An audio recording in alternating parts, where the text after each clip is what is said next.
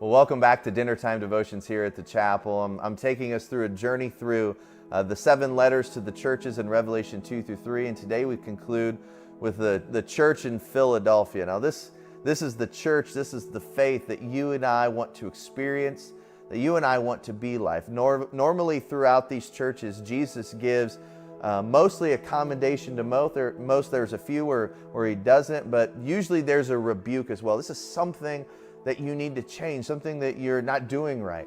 But with the church in Philadelphia, there's no rebuke. And so as we read these words that Jesus has to the church of Philadelphia, this is something that we as a church should look at and try to emulate.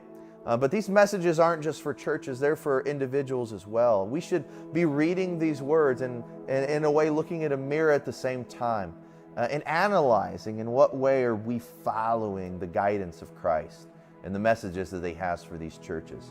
And so the church that we're dealing with today is Philadelphia, not the one in PA.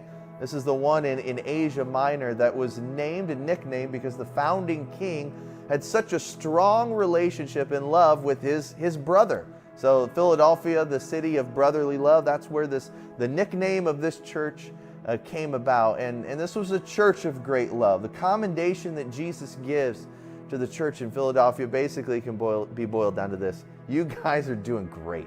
Look at what he says here. He's like, I know your works.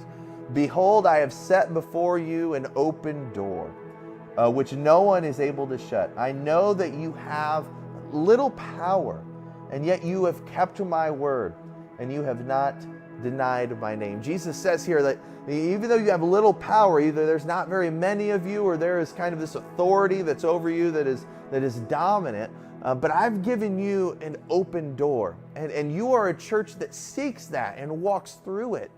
I remember being a youth pastor in Chicago with students, and we were given a little bit of money that afternoon to be able to go out and to bless people with it. It wasn't much. It was very little.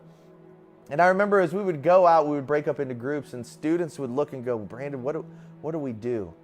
And I actually hit the right button for once and said, guys, we need to pray just for an open door. And it was amazing to see how God opened doors for these kids to do something and to make a difference with the little that they have been given. And that's what the church in Philadelphia did. That's what you and I can do. And when it comes to rebuke, Jesus doesn't say anything. This was a church that, although there was maybe few of them, they had little influence. They were walking through the doors of opportunity that God gave them, and they were beginning to make a huge difference. And so what he encouraged them to do here at the end of this letter to them was to hold fast to this. You guys are on fire for God. Maybe you feel that way right now. And what Jesus would say to you is, don't change a thing. Hold fast to what you're doing. Look, hold fast what you have so that no one may seize your crown. It is very difficult to climb this ladder of intimacy with God to the point of being on fire like those in Philadelphia are. They were people that were consistently walking through these open doors and making a great impact.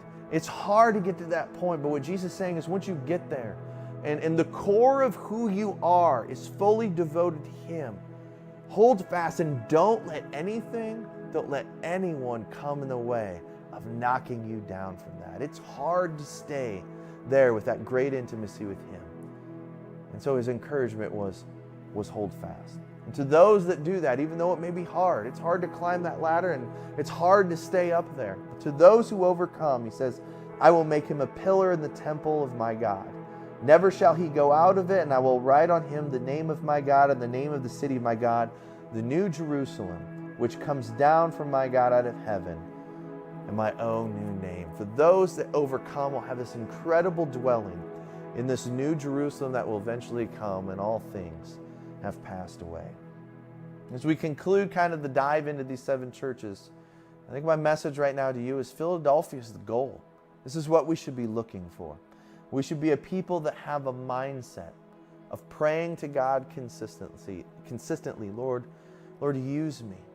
And praying, God, open a door for me to make a difference from you. This is where true life is. Life at its fullest. To be a people of purity at the core of us wanting to do what God's will is for our life.